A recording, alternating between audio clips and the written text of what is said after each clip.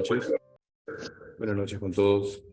A nombre de la Sociedad de Radioterapia del Perú, queremos darle la bienvenida a todos los colegas que se están conectando presencial y virtualmente en esta noche que significa para nosotros la incorporación de 4 jóvenes profesionales, especialistas en radioterapia, y significa para nuestra especialidad una noche muy grata, porque significa el crecimiento, representa el engrandecimiento de la capacidad humana y profesional de nuestra noble carrera.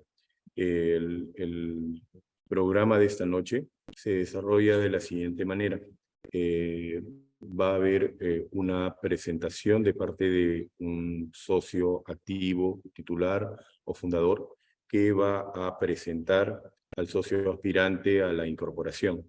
El socio aspirante ha presentado un trabajo de investigación o un aporte científico que ha sido considerado relevante por nuestra sociedad y que por tanto le brinda el acceso a la posibilidad de ser incorporado como socio titular en la plenitud de sus funciones.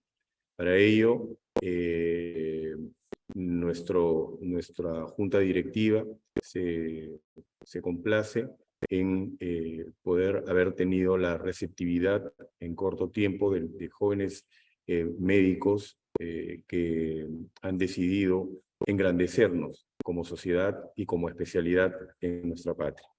Sin más preámbulo, quiero dar la bienvenida a la doctora Sandra Quiroz. Buenas noches con todos. Es un agrado presentar a la doctora Olga del Rosario, Córdoba Samamé. Ella es médico cirujano por la Universidad Privada Antenor Orrego, es médico especialista en radioterapia por la Universidad de San Martín de Porres. Ella ha hecho maestría en oncología radioterápica por la CEU San Pablo. Es integrante del Comité de Trabajo de la Iniciativa Global contra el Cáncer Infantil de la OMS en el Perú. Es miembro de la Sociedad Latinoamericana de Oncología Pediátrica. Es miembro de la Sociedad Internacional de Oncología Pediátrica. Además, ella es miembro de la Asociación Iberoamericana de Terapia Radiante Oncológica y es médico asistente de radioterapia del Hospital Nacional Edgardo Revalliati Martins. Ella nos presentará el tema de lo que es sarcoma cerebral pediátrico, el registro institucional en el Hospital Nacional Edgardo Revalliati Martins. Doctora. Buenas noches con todos. Muchas gracias por la presentación y gracias a la Sociedad de Radioterapia por permitirnos hoy día presentar nuestros trabajos y poder incorporarnos como nuevos miembros. El trabajo que voy a presentar hoy día es el registro institucional del Hospital Revalliati Martins en relación al sarcoma cerebral pediátrico. El contenido que presentaré es lo que muestro a continuación: generalidades, métodos, población, resultado y conclusiones. El sarcoma cerebral pediátrico es una entidad rara, poco frecuente. La incidencia estimada se ha basado en datos de reportes de casos y series de casos de estudios a nivel mundial, que varía de un 0.1 hasta un 4% de los tumores intracraneales. La hipótesis de su probable origen lo plantean en relación a las células mesenquimales primitivas pluripotenciadas, que se encuentran en la dura madre y en las leptomeninges y en la zona que ingresan hacia el cerebro y a la médula espinal. Esta lesión presenta una alta vascularización, por lo cual lo asocian mucho con una hemorragia intraparenquimal, hemorragia intratumoral e incluso reportan casos de asociación con malformaciones arteriovenosas. Dentro del estadiaje es importante, empezar con una tomografía de cerebro con contraste y continuar el estudio completo del sistema nervioso central en relación a una resonancia magnética con contraste del encéfalo y de columna total, además del estudio de líquido cefalorraquídeo para descartar su compromiso. La nueva nomenclatura de la OMS del 2021 lo describen actualmente como un sarcoma primario intracraneal en relación al DICER1 mutado. El DICER1 es una proteína que se encuentra también en el gen DICER1 y que está relacionado en la vía de silenciamiento del microRNA. El tratamiento de esta patología consiste en un manejo multimodal. Incluye la cirugía, a la quimioterapia y radioterapia. La data a presentar consiste en un estudio retrospectivo observacional. Como podemos observar, se revisaron historias clínicas de pacientes con diagnóstico anatomopatológico de sarcoma cerebral desde la fecha de 2018 hasta 2021. De este grupo se toman las características clínicas y datos en relación al tratamiento recibido. Luego se hizo la estimación del tiempo de sobrevida global y sobrevida libre de enfermedad a los 2 años. Este análisis fue realizado con R y R Studio. En cuanto a los resultados, pudimos hallar 31 pacientes con diagnóstico anatomopatológico de sarcoma cerebral entre los años 2018 y 2021. El seguimiento a la fecha del análisis fueron 27 pacientes, que sí se pudo obtener la data completa. Ellos fueron los que ingresaron al análisis final. La media de edad fue de 6.9 años, en un rango de 3.2 hasta 17.9. Como podemos observar en este gráfico, hay un ligero predominio del sexo femenino en un 56%.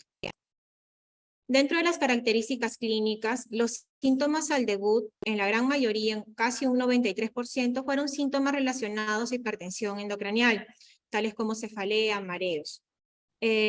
Además, 26% presentaron hidrocefalia. Y es importante mencionar que este 26% también requirió un manejo quirúrgico de un sistema de derivación ventricular para el manejo de esta hidrocefalia. Y en cuanto a la histología, el predominio fue principalmente de sarcoma indiferenciado de alto grado. Solamente tuvimos un paciente con diagnóstico de rhabdomyosarcoma cerebral, que representa el 3.7%. Acá muestro unas imágenes de un caso del paciente número 12, en las cuales podemos ver 2 lesiones confluentes en la región temporal derecha, ¿no? Se ve en T1 que presentan unas zonas hiperintensas que están en relación con sangrado, como les había mencionado por la alta vascularización. Y en T2 se ven lesiones hipointensas con áreas de hiperintensidad peritumoral que están en relación con el edema vasogénico que pueden producir. Este es otro caso del paciente 17, en la cual se ve una amplia masa a nivel temporal izquierdo. Se puede observar acá en la secuencia T2 que realza moderadamente con el contraste y va a condicionar una hernia uncal izquierda, incluso improntando el tronco encefálico y comprimiendo la parte ventricular. En relación al tratamiento, la cirugía fue el tratamiento de entrada de todos estos pacientes. Un paciente que representa el 4% fue sometido a biopsia y el resto de pacientes de manera equitativa, en un 48%, representando 13, fueron sometidos a una resección total y una resección subtotal. Es importante mencionar también que hasta un 59.3% de pacientes tuvieron una reintervención quirúrgica. Entre este grupo de pacientes, hubo algunos pacientes que fueron sometidas a 2 intervenciones, tanto por complicaciones como por exéresis o reexéresis tumoral. Por complicaciones tuvimos hasta un 33.3% y por exéresis tumoral hasta un 48%. En relación al tratamiento de quimioterapia recibido, la gran mayoría, 21 pacientes, recibieron el esquema de ICE a modo de sándwich, que es ifosfamida, carboplatino y etopósito. El etopósito oral fue recibido durante la radioterapia. Un paciente, que fue el paciente que tenía 17.9 años, recibió temozolomida más VAC. Y de 5 pacientes recibieron quimioterapia, pero no pudimos hallar el esquema recibido. En cuanto a la radioterapia recibida, la gran mayoría de los pacientes, 26 de ellos, recibieron el tratamiento en un campo de lecho quirúrgico, un campo localizado. La radioterapia fue 3D conformacional y la dosis media fue de 59.4, variando de 54 hasta 66 grays como dosis máxima. Hubo un paciente diagnosticado con infiltración de líquido cefalorraquídeo que recibió un campo cráneoespinal y luego un refuerzo en el lecho quirúrgico. A continuación, presento 2 imágenes de los tratamientos, de la planificación de tratamientos, ¿no? Como vemos, esta zona de acá es la zona del lecho quirúrgico, que es la zona que va a recibir la dosis más alta hasta 59.4 grays. Y en la imagen de la derecha es la planificación del área de refuerzo, del paciente que recibió primero cráneo espinal. Con una mediana de seguimiento de 21.6 meses, podemos obtener que la probabilidad de sobrevida global a los 2 años es de un 66%, como vemos acá, y un intervalo de confianza de 95%. Y la probabilidad de sobrevida libre de enfermedad a los 2 años llega a ser hasta un 70%. Es importante mencionar que al cierre del estudio, al cierre del análisis, contábamos con 19 pacientes vivos. Los pacientes que recurrieron fueron 8 y todos ellos recurrieron en el lecho quirúrgico. Como conclusiones, podemos decir que el sarcoma cerebral tiene una alta incidencia en Perú. El tratamiento multimodal parece ofrecer un beneficio en relación a la sobrevida global y a la sobrevida libre de progresión. Se requiere además un mayor seguimiento para poder determinar factores pronósticos asociados. Agradecimiento a la colaboración de la recolección de data a la doctora Sonia Simón Romero y a la doctora Sandra Quiroz. Y dejo finalmente mi contacto en caso hubiera alguna consulta o alguna solicitud de la información. Muchas gracias. Muchas gracias a la doctora Córdoba. Excelente presentación. A continuación, dejo con la palabra a la doctora Erika Ugarte, que va a presentar a la doctora Sonia Elizabeth Simón Romero. Buenas noches. Para mí es un honor presentar a la doctora Sonia Elizabeth Simón Romero. La doctora es médico cirujano por la Universidad Nacional Mayor de San Marcos, médico especialista en radioterapia por la Universidad de San Martín de Porres, con maestría en investigación clínica por la Universidad de San Martín de Porres. También tiene estudios en auditoría médica. Es miembro del grupo de trabajo de la reglamentación de la ley del cáncer en salud y es médico asistente de radioterapia del Hospital Nacional Edgardo Revaldiati Martins. Adelante, doctora. Buenas noches con todos. Yo soy la doctora Sonia Simón del Hospital Edgardo Revaldiati Martins. El día de hoy tengo el honor de presentar un trabajo que hemos enviado al Congreso del CIOP en Ottawa, Canadá, que ha sido aceptado. Hoy en la mañana nos han confirmado esa información. Es sobre 2 pacientes que hemos tenido en el hospital en el transcurso de estos 2 años con sarcoma intracraneal primario y debut leptomeningio.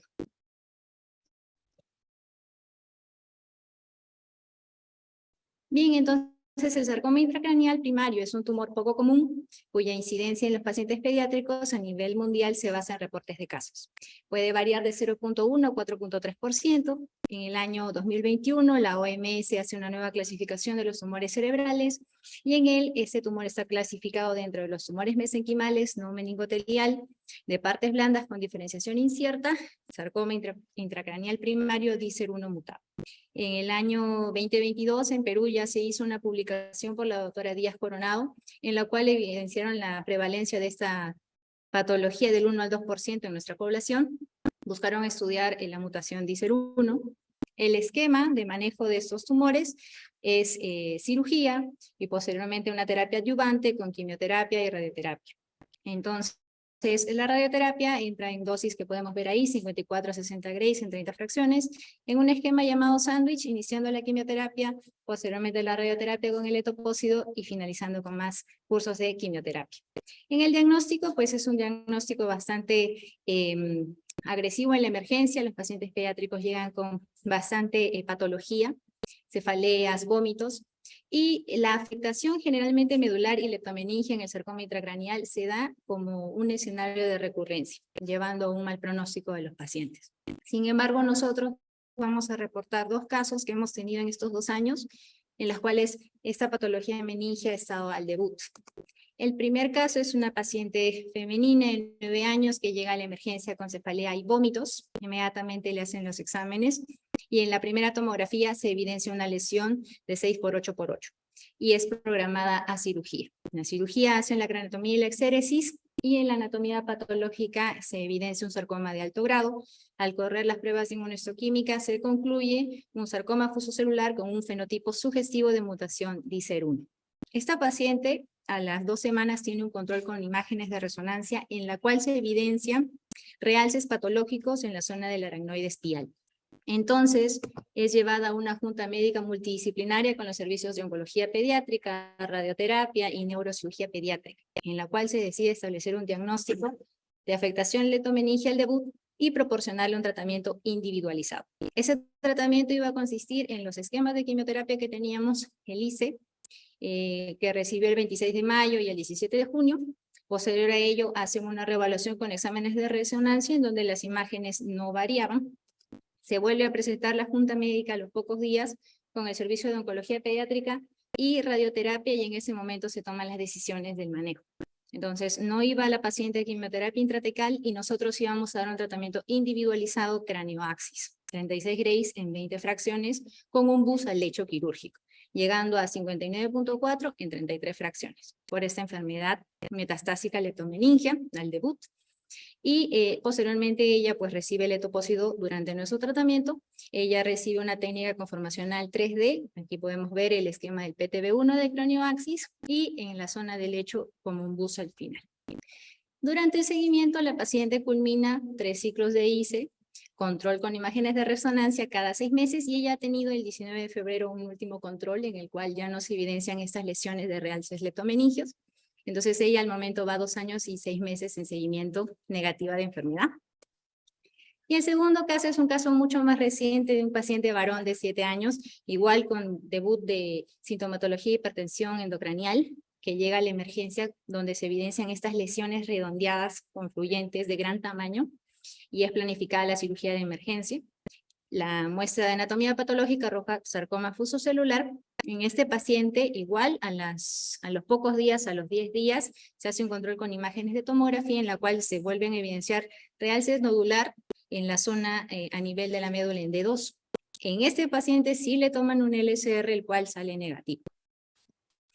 Nuevamente presentábamos el caso en junta multidisciplinaria con las 3 especialidades. Se decide tomar el mismo esquema que íbamos a hacer con la paciente anterior, recibe sus ciclos de ICE y la planificación del cranioaxis. Misma dosis y al lecho quirúrgico hasta llegar a 59.4. La paciente recibe justo el tercer ICE antes de iniciar en los primeros días de la radioterapia y luego el etopósito.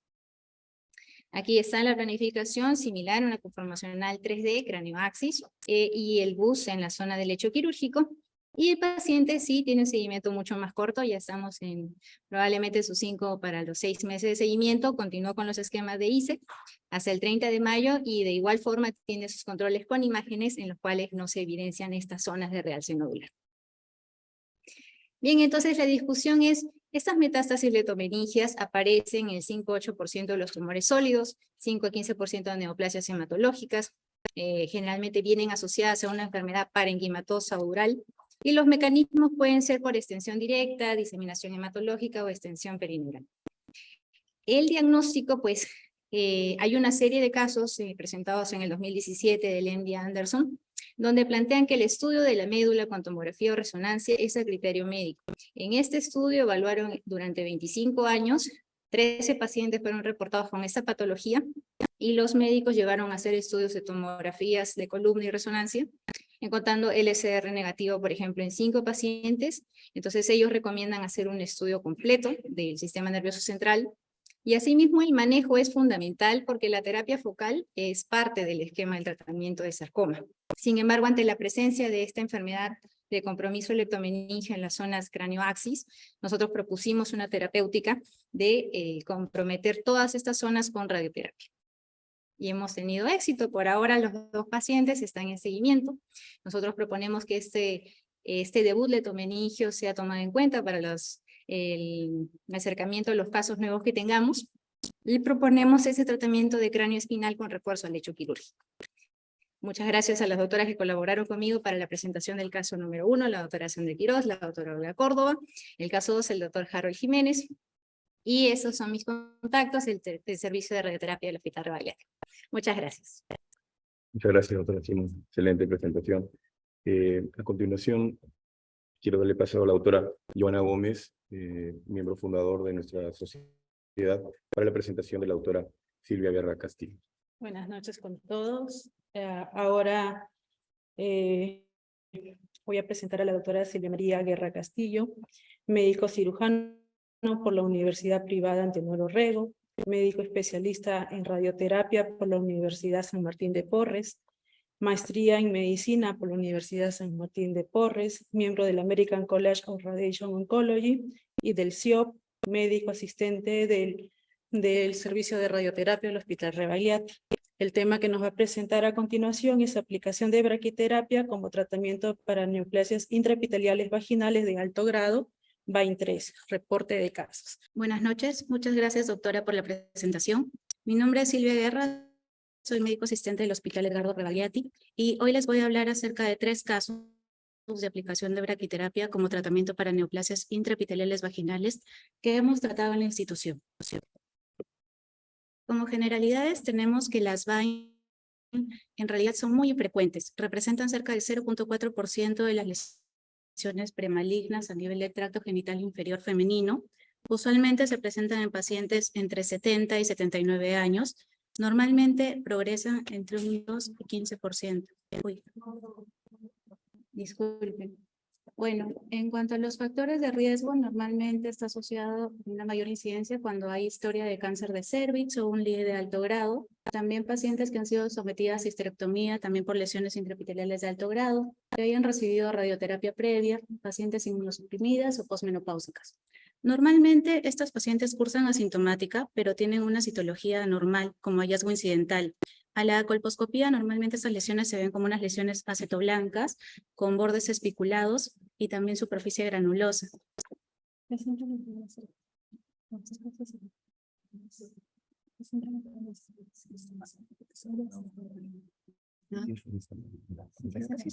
Ah, ya, perfecto. Ok. Bueno, y normalmente se clasifica de acuerdo a la OMS en BAIN tipo 1, tipo 2 y tipo 3, siendo la 1 de bajo grado, 2 y 3 de alto grado. En cuanto al tratamiento, actualmente existen opciones múltiples y lo que debemos hacer es individualizarlo, tomar en cuenta factores como la edad de la paciente, la actividad sexual, también cómo está caracterizada la lesión, la extensión de la misma, si es unifocal o es multifocal, y si ha sido sometida a radioterapia previamente o algún tipo de tratamiento.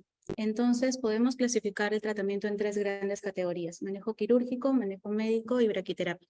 Dentro del manejo quirúrgico podemos considerar a la cirugía excisional, también a la vaginectomía y a la ablación con láser CO2. En cuanto al manejo médico, también aplicación tópica del 5-FU o imiquimod y la braquiterapia. Justamente porque es bastante infrecuente la enfermedad, es que no existen muchos estudios con respecto a las BAIN. Se estima que la tasa de cura fluctúa entre los 86 y el 100%. Normalmente se les puede tratar con braquiterapia de baja tasa y alta tasa a un rango de dosis de 24 a 60 grays. Los efectos tardíos que se suelen reportar son estenosis y acortamiento vaginal, sangrado y presencia de telangiectasias. Este año se ha publicado en la Revista Internacional del Cáncer Ginecológico por la ESGO un consenso para el manejo de las BAIN. En cuanto a la parte de braquiterapia, mencionan que no es un tratamiento que se deba pensar como una primera línea por los efectos a largo plazo. Además, que compromete la posibilidad de una segunda cirugía y dificulta una colposcopía futura. Pero sí reconoce su efectividad para el tratamiento tanto de las BAIN tipo 2 y tipo 3. También señala que la braquiterapia, ya sea de baja tasa o alta tasa, se puede emplear para su uso. No existe actualmente un consenso sobre la estandarización de la prescripción de dosis, sin embargo se toma como referencia 60 grays con un valor de 5 milímetros para darle a la superficie vaginal. Y también que a altas dosis puede condicionar un alto riesgo de fibrosis y estenosis. Otro estudio muy importante fue el realizado en el Instituto Nacional del Cáncer en Milán. En este tenía como objetivo reportar la aplicación de braquiterapia de alta tasa, los resultados e investigar la relación que existía entre la dosis y el efecto con el estenosis vaginal en pacientes tratados con BAIN. Como les decía antes, al ser tan infrecuente, en un lapso de 6 años solamente lograron identificar 14 planes de tratamiento. Su realidad es muy semejante a la que tenemos en el Hospital Rebagliati. Utilizaron braquiterapia de alta tasa con fuente de iridio. La planificación fue 3D y fue guiada por tomografía. La media de la edad de las pacientes fue de 60 años y alcanzaron una media de dosis de 35 grays con un rango entre 24 y 42 grays y valores de Q2 de 56 grays, tomando como valor de alfa beta 3, puesto que la naturaleza de la BAIN es no invasiva. En cuanto a los resultados, no se reportaron toxicidades agudas. A los 15 días todos los tratamientos fueron bien tolerados. Sin embargo, al seguimiento de los 2 años, reportaron 4 casos de estenosis vaginal grado 2 y 3 casos de estenosis vaginal grado 3. Las conclusiones fueron que la braquiterapia es una opción válida de tratamiento para las pacientes con VINE y se debe establecer límite de dosis a vagina. Esto podría mejorar la calidad de vida de las pacientes tratadas.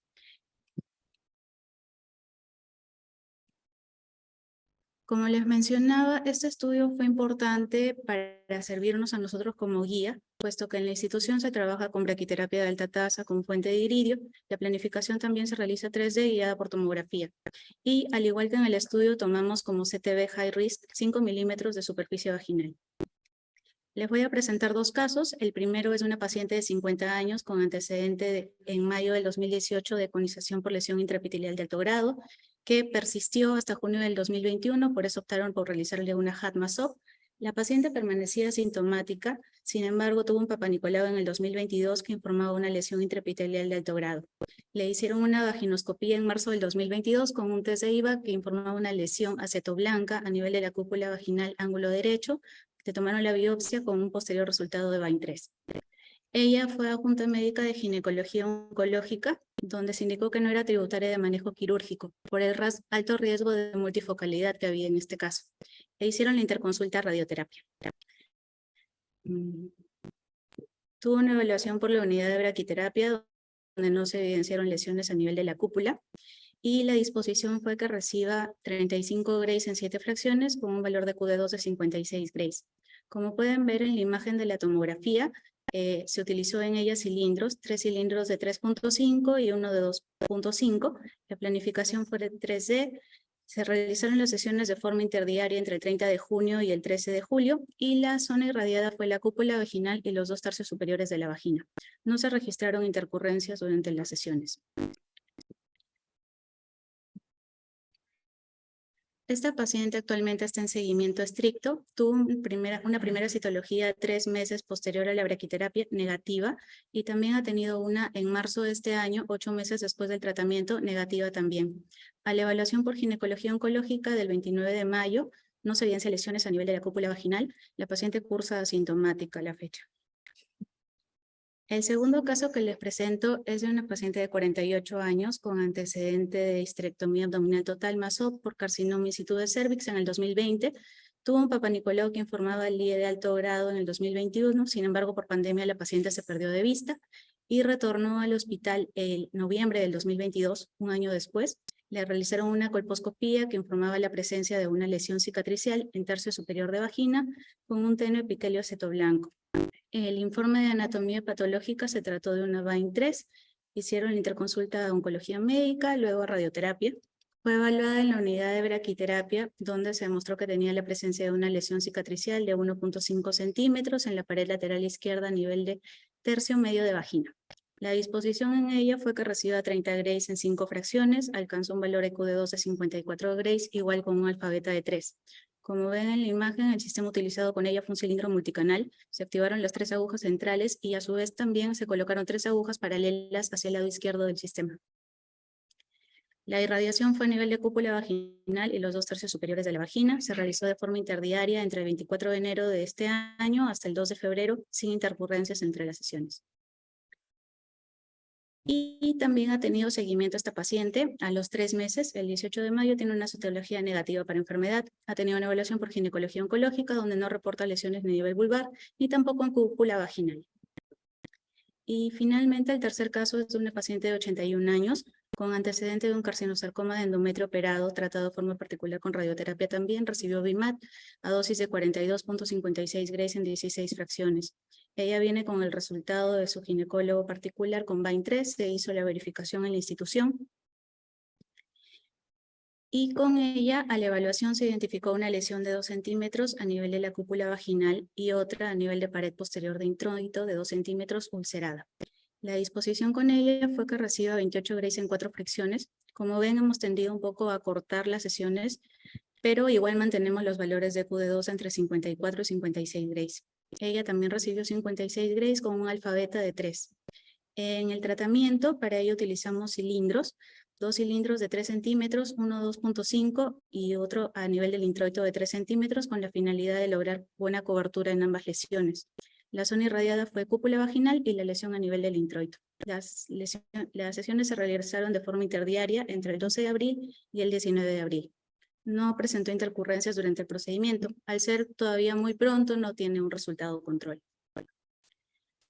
Entonces, ¿qué podemos concluir? Que a pesar de que hay múltiples opciones para el tratamiento de braquiterapia, tenemos que mantenerla fija y tenerla en la mente al momento de establecerla como opción terapéutica, sobre todo para lesiones que son multifocales, que hayan sido recurrentes y que busquemos la preservación del órgano en el paciente. Como hemos visto, no existe un consenso de dosis, sin embargo, se habla de estudios que si se alcanza dosis de más de 70 grays puede causar mayor estenosis vaginal y complicaciones.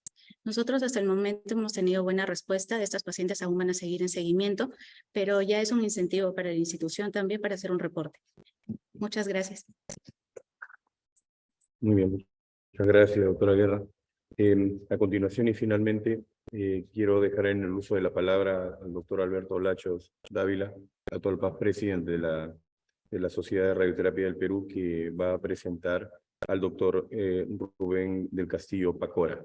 Adelante, doctor Lachos. Buenas noches, un gusto estar aquí compartiendo con ustedes, sobre todo recibir a nuestra sociedad jóvenes valores que van a mejorar nuestro estado como sociedad, van a aportar para hacer de esta sociedad aún más grande, ¿no? Somos una sociedad joven, varias veces lo hemos dicho, pero con el aporte de cada uno de nosotros vamos a seguir creciendo.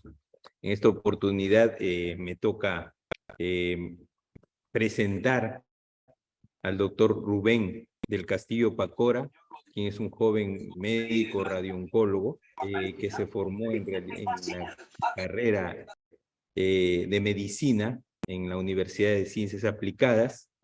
Posteriormente hizo su residentado médico en radioterapia o radiooncología en la Corporación AUNA, quien ya desde sus inicios se vio el ímpetu, la persistencia y la colaboración, el trabajo en equipo, lo cual desde un inicio se ganó el cariño y el apoyo de todos los médicos asistentes de dicha institución.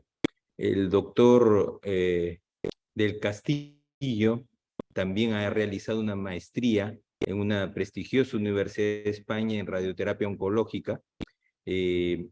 Ha participado en varios trabajos de investigación, de varias publicaciones como coautor. A su corta edad y a su corta experiencia es coautor de más de 10 publicaciones de impacto en revistas internacionales. Ha trabajado ya con prestigiosos radiooncólogos en el mundo como Álvaro Martínez, con quien también desarrolla futuras publicaciones. Y bueno, en tanto de esto, el doctor Rubén del Castillo, yo creo y estoy seguro que será un baluarte en nuestra sociedad y su apoyo será considerable. Y bajo esta perspectiva considero que es un gran candidato para ser un miembro de nuestra sociedad. El doctor Rubén del Castillo nos tocará un tema muy importante, ¿no? Que es falla bioquímica y toxicidad en el tratamiento con braquiterapia y radioterapia comparado con prostatectomía radical en cáncer de próstata local. Doctor Rubén del Castillo, le invitamos a su disertación. Se puede ver bien, ¿no? Sí, bueno. Muchas gracias, doctor Lachos, por la presentación. El día de hoy vengo a presentarles un trabajo realizado con data de la sede donde actualmente laboro. Para los que no me conocen, yo soy el doctor Rubén del Castillo. El día de hoy presentaré el trabajo de falla bioquímica y toxicidad en el tratamiento con braquiterapia y radioterapia externa en comparación con la prostatectomía radical en el cáncer de próstata localizado. Este fue un estudio de cohortes retrospectivo realizado del 2014 al 2018 con pacientes de cáncer de próstata localizados, donde tuvieron dos brazos de tratamiento, el tratamiento de prostatectomía radical y el de radioterapia externa más braquiterapia de alta tasa de dosis como BOOST.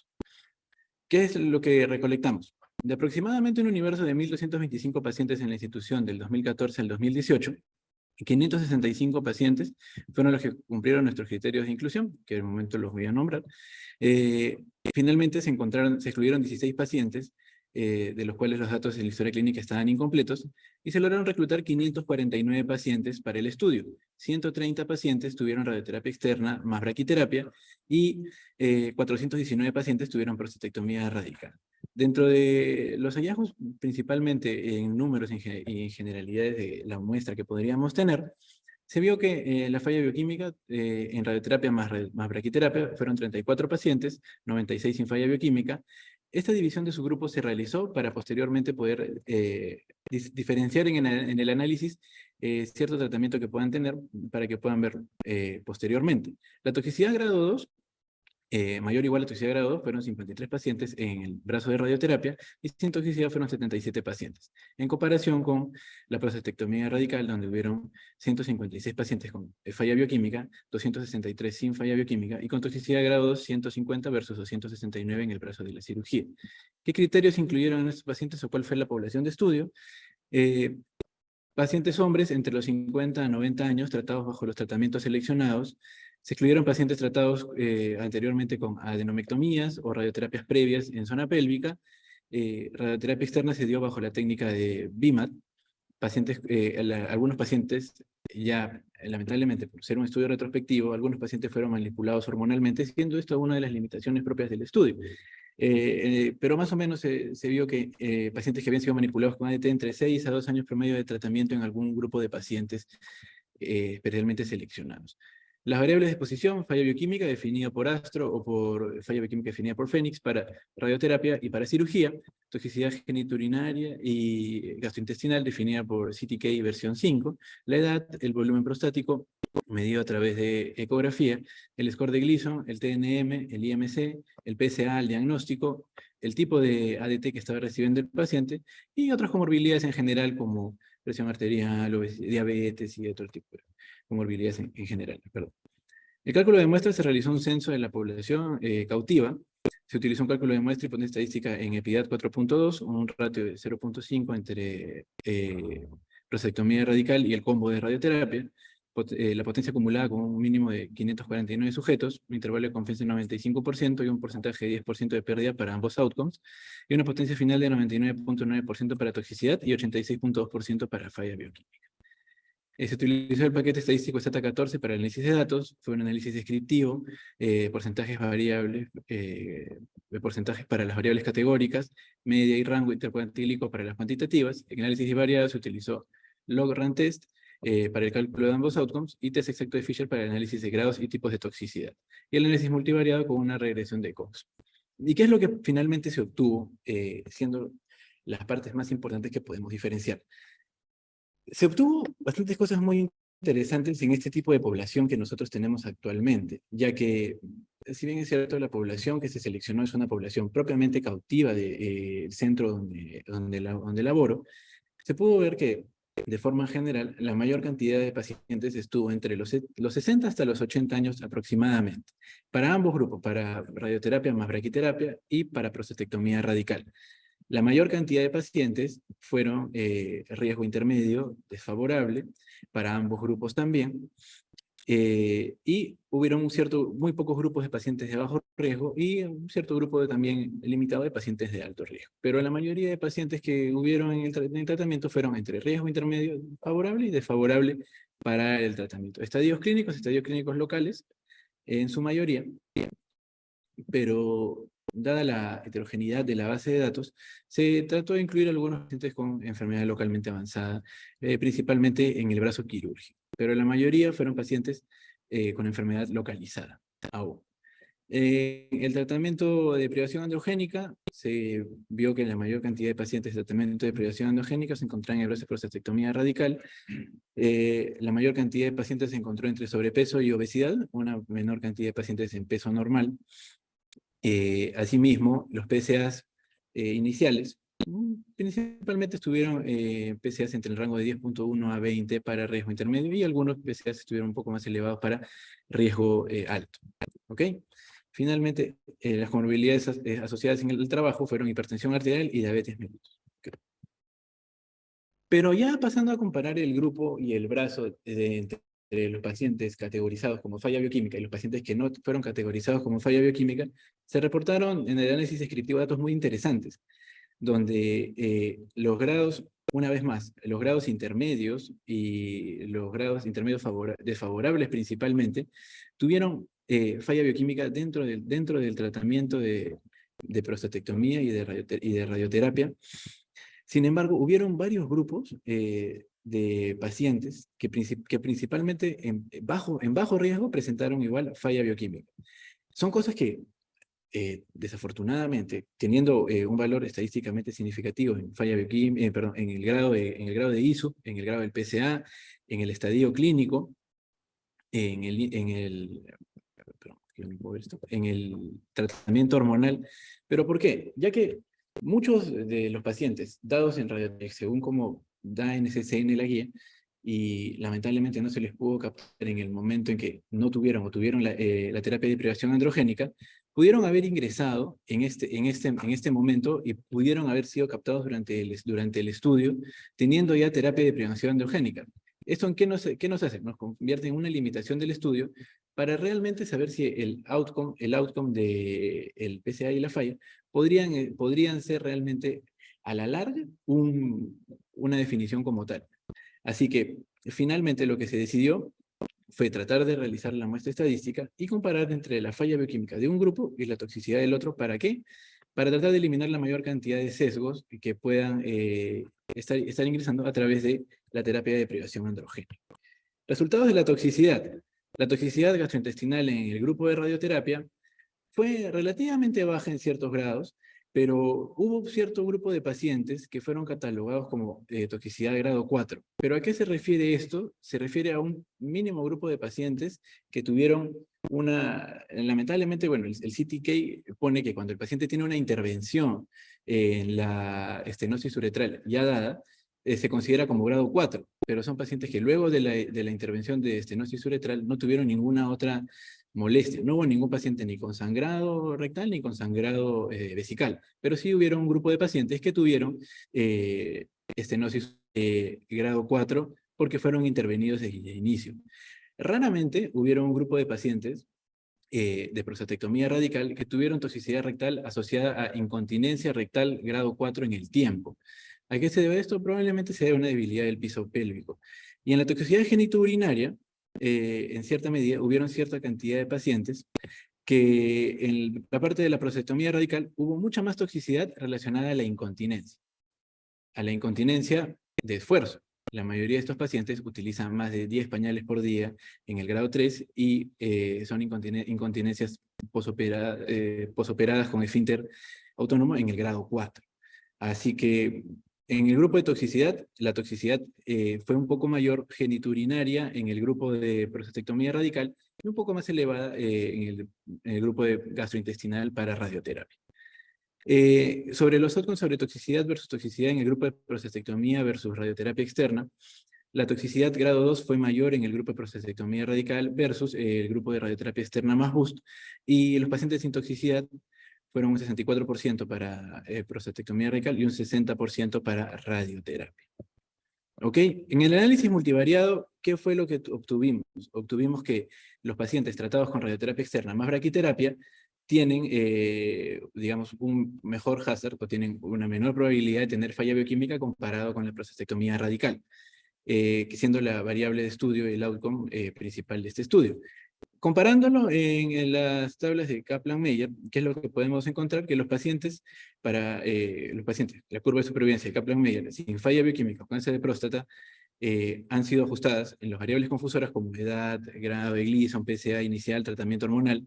En el análisis multivariado, la falla bioquímica, como podemos ver aquí, fue menor en el grupo de radioterapia en comparación con el grupo de prostatectomía radical, que tuvo falla bioquímica mucho más temprana y tuvo falla bioquímica a lo largo del seguimiento de los 80 meses que tiene este estudio.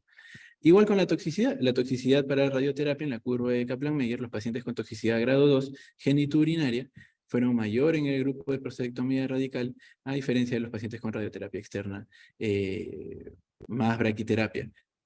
siendo no estadísticamente significativo, pero tiene unas curvas importantes que nos llevan a pensar que extrapolando estos resultados y teniendo un conocimiento general de todos los estudios clínicos ya demostrados y vistos, el combo de radioterapia más radioterapia probablemente tenga una toxicidad aguda un poco mayor que la radioterapia externa sola. Sin embargo, los outcomes de seguimiento en los pacientes han demostrado tener una menor probabilidad de falla bioquímica, visto ya en metaanálisis y en revisiones sistemáticas. Entonces, encontramos que pacientes tratados con radioterapia externa más radioterapia tienen un menor hazard ratio de falla bioquímica que los tratados con prostatectomía radical.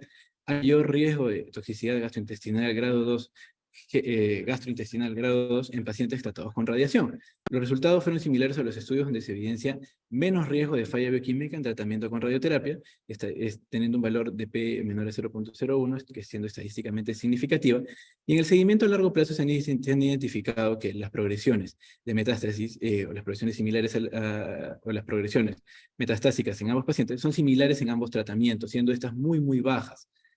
¿Qué más hemos encontrado en el estudio?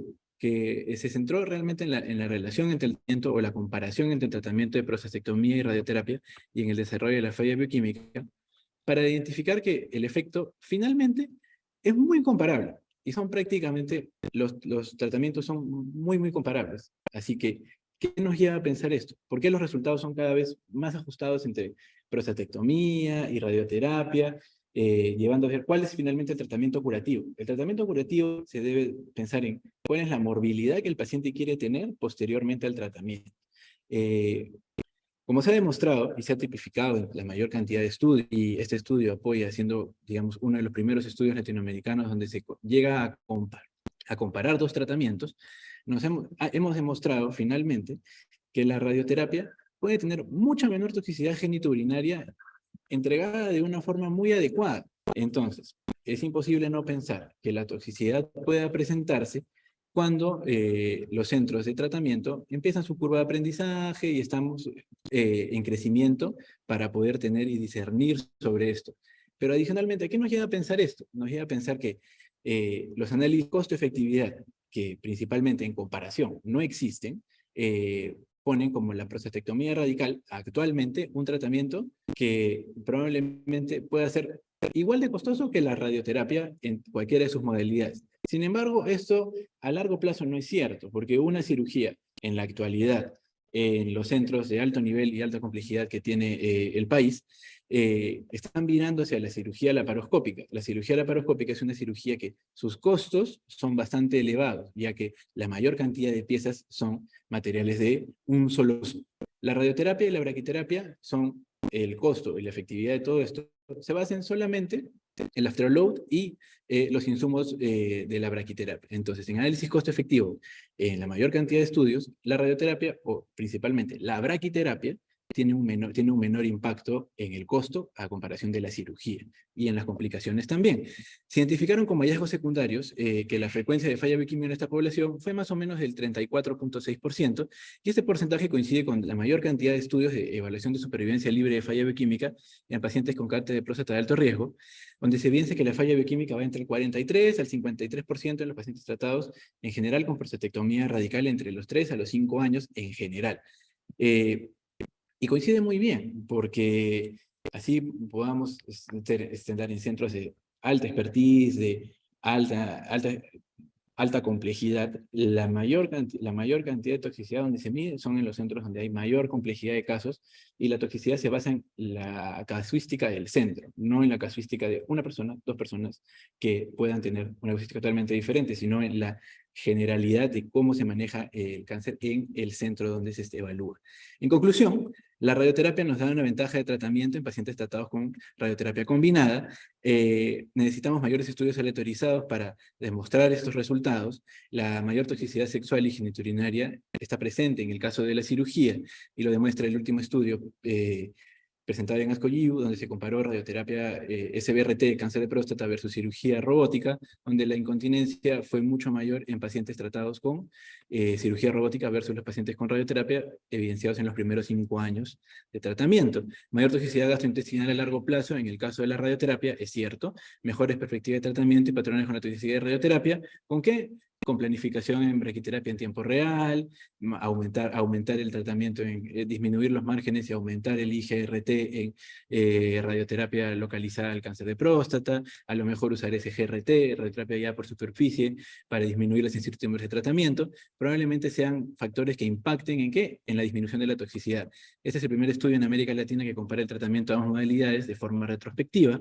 Y mensajes finales para concluir es que de forma terapéutica la radioterapia mejora los resultados. Estudios clínicos y revisiones sistemáticas han demostrado que la estrategia puede ser mucho más eficaz que la radioterapia externa sola en términos de control tumoral y supervivencia a largo plazo. La sinergia de ambos tratamientos actúan de manera complementaria para poder eliminar toda la enfermedad de forma precisa. La preservación de la calidad de vida, la combinación de braquiterapia y radioterapia externa ha demostrado ser beneficiosa en términos de preservar calidad de vida de los pacientes.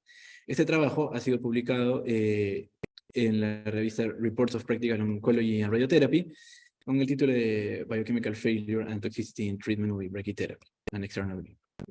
Agradezco mucho por la presentación. Agradezco a Oncosalud, a UNA, al equipo de radiooncología por la ayuda en análisis de datos y principalmente a la sociedad por permitirme ingresar como miembro titular. Muchas gracias. Excelente, doctor del Castillo. Gran presentación. Bueno, a nombre de la Junta Directiva de la Sociedad de Radioterapia del Perú, quiero dedicar unas palabras de felicitación a los 4 nuevos colegas que se incorporan en la noche de hoy, no solamente por haber demostrado en pocos minutos su gran capacidad académica, su enorme valor personal y profesional, y quiero transmitirles que nos sentimos muy felices, muy contentos, los radiooncólogos pertenecientes a la sociedad, y creo que nuestra especialidad debe sentirse muy contenta el día de hoy, porque esta sangre nueva tan valiosa que ingresa simplemente sirve para ratificar que nuestra especialidad es muy valiosa y que cada vez va a tener un brillo más grande precisamente a profesionales como ustedes. Quiero proceder a llamar a los doctores, a los socios fundadores para que hagan la entrega del diploma correspondiente que los acredita como nuevos socios titulares de la Sociedad de Radioterapia del Perú. Y voy a llamarlos en el orden en que han realizado sus presentaciones. Quiero llamar a la doctora Sandra Quiroz, por favor, que se acerque al podio para poder entregar el diploma respectivo para la doctora Olga Córdoba. En segundo lugar, quiero invitar a la doctora Erika Ugarte para que haga entrega del diploma respectivo a la doctora Sonia Simón. Quiero invitar a la doctora Joana Gómez y a la doctora Silvia Guerra. Finalmente al doctor Alberto Lachos, por favor, para que haga entrega del diploma al doctor Rubén del Castillo. Muy bien, con esto damos por concluida la ceremonia. Los invitamos a los presentes a un brindis de honor y les damos las gracias a todos por la asistencia, tanto presencial como virtual. Buenas noches.